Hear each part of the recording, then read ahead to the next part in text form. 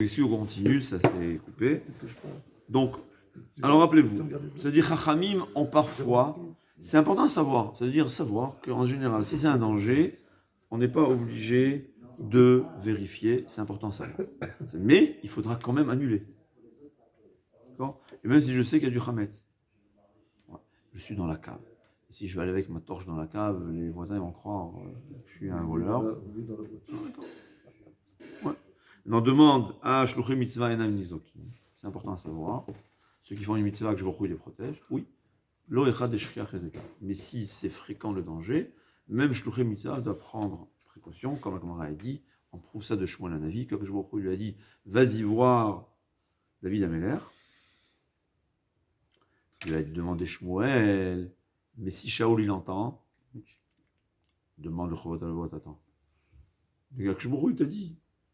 Qu'est-ce que tu dois craindre ? On voit d'ici quand il y a un danger réel, je parle, même si c'est une mitzvah, il faut prendre ses précautions. C'est que quand je vous donne un conseil comment faire pour qu'il va prendre un taureau, comme s'il allait sacrifier le taureau, donc on voit que même Echad Eshriach Ezeka, là où la crainte, le danger est fréquent, et ça aussi il faut être intelligent, c'est quoi le danger fréquent ou pas ? Ouais. Parce que dès que tu leur dis, tout le monde dit, c'est dangereux de mettre la kippa en France. Pour moi, à mon avis, il y a plus de morts dans les accidents de voiture qu'avec la kippa. Donc celui qui prend la voiture, il ne peut pas dire que c'est dangereux. D'accord ?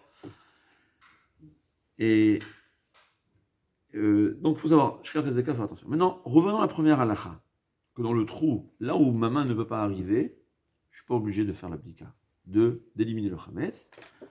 Alors là aussi, Minag Israël Kdoshim, on prend le frigidaire, on le démonte, on démonte tout, Baruch Hashem, même la moindre miette. Minag Israël Kdoshim, rappelez-vous. Mais la halakha, elle est que là où tu as des trous, des creux, que tu ne peux pas y arriver, il n'y a pas de problème, tu peux laisser. Comme c'est quand même dit, même j'ai derrière un armoire, difficile à retirer. Et si c'était ma montre Rolex, ou même pas Rolex, j'aurais fait l'effort de déplacer l'armoire. Pour le chametz, je ne suis pas obligé. Ça s'appelle un chametz qui est à l'oubliette, qui est parti dans un endroit où je ne peux pas y accéder facilement. Donc, Mikar Adin, on n'a pas besoin de faire bdika. Bdika, quand on dit bdika, ça veut dire vérifier, mais quand on dit bdika, ça veut dire l'éliminer, au fait. La bdika, c'est le moyen. Le but, c'est de le nettoyer. Donc, on n'a pas une obligation. Parce qu'on a cette problématique dans les voitures. Quand on fait le nettoyage des voitures, il y a des endroits où on ne peut pas accéder, même avec une petite brosse ou quoi. Moi, je sais que je passe 2 ou 3 heures pour ça. Moi, je le fais. Alors, voilà. Alors, c'est bien, non ? Ça peut être comme ça. Ou dans les frigidaires, il faut démonter. Moi, je démonte. Je ne suis pas capable de voir du chametz à Pessah. C'est vrai que, il faut savoir que la halakha, pas de problème. Je mets un produit. Ou voilà, ou si on met un produit, c'est l'idéal. Parce que quand tu mets du produit, tu as. Mais il faut savoir que Mikardin, tu es pas obligé. Chachamim, ils n'ont pas demandé. Ouais, Chachamim, ils n'ont pas demandé, mais voilà. Minag Israël Gdoshim. Minag Israël Gdoshim, de faire attention. C'est sourd de voir du chametz pendant Pessah. Ah bon ? C'est une question. Non, pas aucun problème. De voir. Non, mais moi, un chametz qui m'appartient, le voir, ça me dérangerait. Est-ce que c'est sourd ? C'est pas sourd. Non, si tu passes devant une boulangerie. Non, je m'excuse. Non, je comprends ta question. Bien que c'est écrit Balira, et la Gemara est danger, Balira, et un chametz qui t'appartient. Mais le chametz d'un goy qui est chez toi, c'est moutard. Le seul problème, il est que tu risques d'oublier, donc on va faire une méritza. Ouais. Si j'ai mon voisin, mon juif, qui m'a demandé de garder ses bouteilles de whisky, il n'y a aucun problème. Seulement, quand il y a un risque, Tu t'oublies. ouais. Je les mets dans une boîte fermée. Alors il faudra mettre dans une armoire, fermer, scotcher, écrire Pessah. Et... Ok. Alors là aussi, les gens, ils sont pas jolis. Tu vois la bouteille de whisky, bien sûr, c'est pas joli. C'est sûr qu'on va être. C'est une sensation. C'est pas une halakha, mais c'est normal. Hein ? Quoi ? Une bouteille vide, c'est pas joli. Non, je parle des bouteilles pleines. Non, tu vois un exemple concret de ton ami. Ouais, il est en voyage, il a une collection de whisky de garde la moi. Pas de problème. Mais à condition, ça je m'excuse de dire, à condition que je ne suis pas responsable. Si j'ai une responsabilité, c'est un peu comme moi. Dans ce cas, si je suis responsabilité, il faudra le vendre encore. Je vends ma responsabilité. C'est déjà lui. C'est déjà au bout. Ouais, mais je te répète ce que je me rappelle, bien qu'il faut revoir. Ouais. Je ne me rappelle pas, en tout cas. Mais c'est sûr que si j'ai une responsabilité... D'ailleurs, je ne me rappelle pas quel est le niveau de responsabilité qui m'oblige. Donc comme ça, je me rappelle dans ma tête que si tu as une responsabilité, il faut vendre. Mais c'est vrai que dans les détails, il faut faire, au bout d'un an, on oublie la halachot, c'est écrit. Moi, j'oublie même au moins d'un an, mais quand c'est un an, on peut tromper. D'accord. Kotel, Agmara dit qu'au bout d'un an, on oublie. C'est pour cela qu'il faut faire Zachor, Parashat Zachor, il faut pas. Il y a une marloquette, est-ce que quand c'est Shana Meouberet, il y a 13 mois, est-ce qu'on oublie au bout de 12 mois, ou bien puisque dans la nature de la Torah, Akadosh Baruch Hu, on vit d'après l'année juive, donc Akadosh Baruch Hu, il a fait dans la nature, qu'on ne va pas oublier, même si c'est passé déjà 12 mois. C'est une marloquette concrète. Ouais, Le Khatam Sofer dit que dans Shana Meouberet, puisque c'est plus de 12 mois, il faut Parashat Zachor, quand on lit Parashat Kitavo, si je me souviens bien, Kitavo, Kitetse, non? Que dans Kitetse, il faut avoir l'intention d'accomplir la mitzvah de Parashat Zachor, étant donné, donc l'année dernière il fallait, étant donné que sinon ça passait 12 mois. Mais il y a qui ne sont pas d'accord, le Minhag Israël comme ça, ils disent puisque l'année juive elle est 13 mois, alors la mémoire va se rallonger d'un mois. C'est dans quel Un mois lunaire. Hein? Dans quel parachat para? C'est Rukat. Ça y ferait. Je sais qu'il y avait du Hametz dans mon trou, dans le mur, ouais, et le mur est tombé. Alors là, je préfère vous lire, l'expliquer la halakha, après on va essayer de lire parce que ça va être plus facile de le dire. C'est-à-dire, la Gemara, elle dit comme ça. Il y a deux halakhot comme ça, c'est-à-dire comme ça. On va prendre un mur dont je sais pour sûr qu'il y avait du Hametz. Et il est tombé le mur. La Gemara, elle dit comme ça. S'il y a plus de 3 tfachim au-dessus du Hametz, c'est un Hametz enterré. Je n'ai pas besoin de l'éliminer. On va se contenter de Bitoul. Mais il faut savoir que très intéressant, si après Pessah, j'ai déterré, je l'ai retrouvé, on n'a pas le droit d'utiliser. Parce que c'est un Hametz qui est dans ma propriété. C'est un Hametz que je ne veux pas.